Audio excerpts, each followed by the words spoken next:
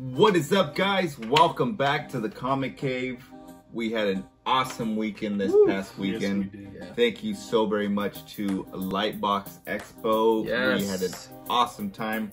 Our first time at this show, and I've got to say, what a show. Yes, I think this is the second one, according to what some of the artists were saying. This is the second Lightbox Expo. The first one was about 3 years ago, before pandemic. Right, and then pandemic hit, and then they had an online version, but this is the one that's back in person. And I can only see this expo growing from here. Definitely. It is definitely going to be a big place to be at. And next year, we're already looking forward to it. Probably one of the most beautiful conventions we've been to. Yeah. I haven't been to a convention that's been handled so well, man. The security was fantastic. It was, all the booths were nice and like clean. There was water everywhere for everyone. Yeah. There was water everywhere. That was weird seeing. It was like they were taking care of you while you were there. So. Yeah. Actually, that's a good catch. I didn't realize that. That's one of those things we took for granted. There's so much water available to us. Cold water too. Cold water. Oh yeah, it was filtered. It wasn't coming out of a hose or nothing. You know? It was a bucket. The aisles were nice and wide. There was plenty of room. They gave the artists plenty of space. At least in my opinion, I thought it was really well handled. But man, it was amazing to see all that. I love the utilization of the 3 buildings in Pasadena, where one was for all the panels and all those things going on. Then the middle one was the demonstration area, where a lot of the artists were kind of giving tips and classes, I guess you would say.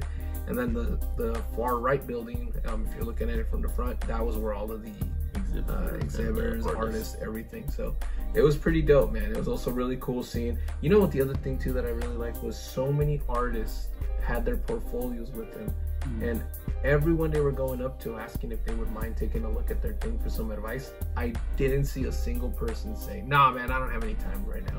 They were all saying, yeah, let me check it out, see what you got. Oh, I love this, you got this right, I think I would just tighten this up here and stuff like that. Amazing. I just stood there and I have no idea what, because they were talking in art terms. I had no idea what some of that stuff. Yeah, exactly. It felt like a trade show, man. It really did. Yes. But it was, I mean, the way that they put it all together, like people were going there to either, get feedback on what they're doing, or learn a new skill, or interact with artists that they like or respect. And it was really cool to see that, because I feel like a lot of times when we go to a convention, it's buy my stuff, and you're trying to get lines, and people are like angry and frustrated, and there's like a lot of that. This was chill. Everybody was cool. There was buying and selling going on, but it was a much more laid back environment. Definitely. And I will admit, man, I mean, I hope it doesn't come back to bite us in the butt, but the artwork was very reasonably priced.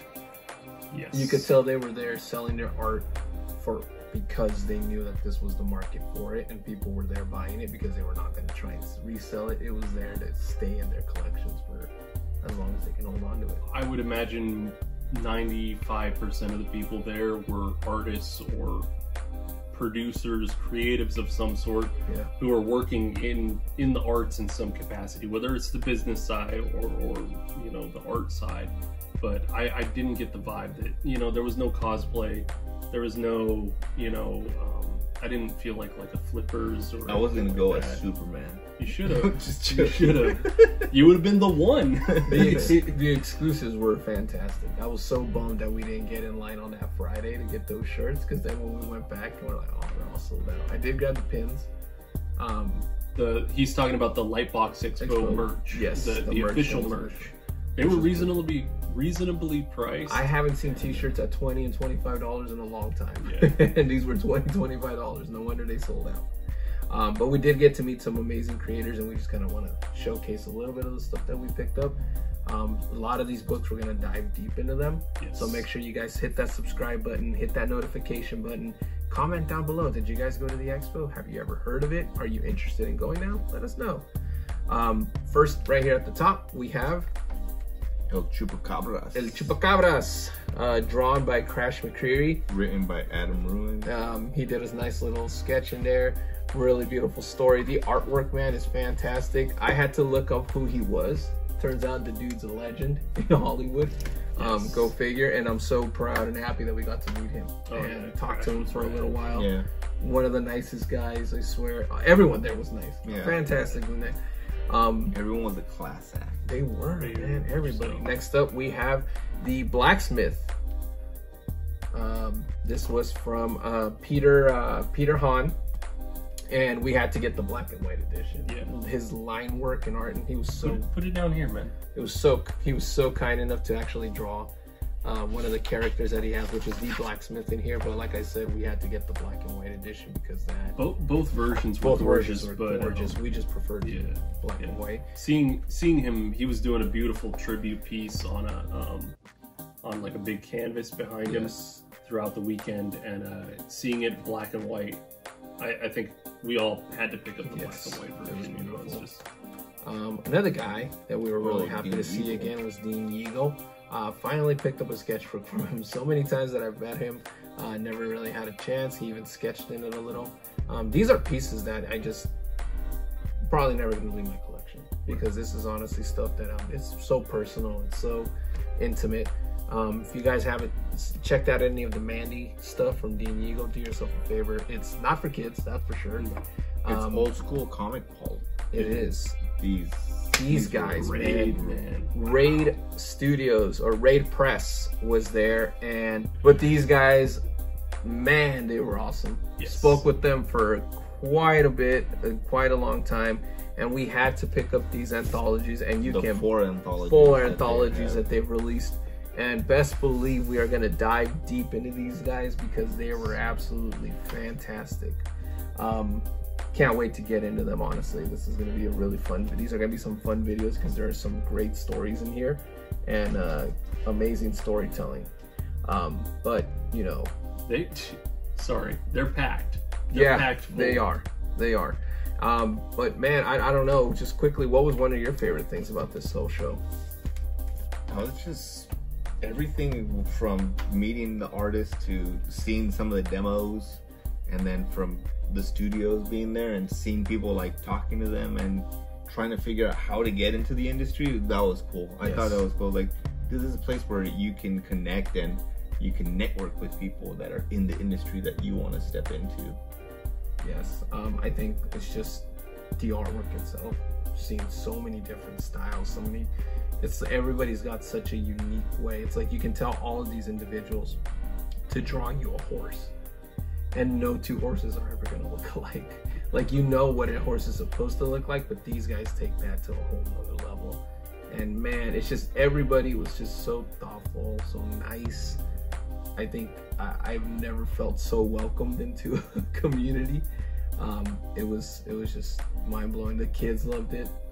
That was the other thing too. The kids loved it. Got my daughter wanting to get a Procreate software so she can draw some more. She's just looking around like, wow, somebody drew all this. Like, yeah, they all drew this. It all came from It was here. A gorgeous show. It was a beautiful show. I'm gonna say I'm already planning next year. Like, you know what? We actually need to stay out there. Oh yeah. To run into some of these guys after hours and be able to maybe buy them a drink and then just talk to them, man.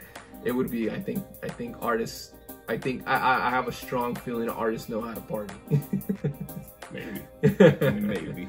But yeah, and then man, it's just it was gorgeous walking that floor. I was just bummed out. I only went, but this is the first time. It felt like walking around a art school, like college campus sort of vibe. You know? Yeah, it did. It was a young crowd, and it was nice. It felt really fun because, like I said, like everybody there was artists or art adjacent, and they all had appreciation for all the work around. And like Jose was saying, man, so many different voices bringing like their different perspective, their worldview, and like they had artists from everywhere. Yeah, all backgrounds, all like ethnicities, nations. It was really cool to see like so many different people come together around like an art, you know, sort of. Yeah, I think the term being inclusive for some seems like a dirty word, but I think this was probably the most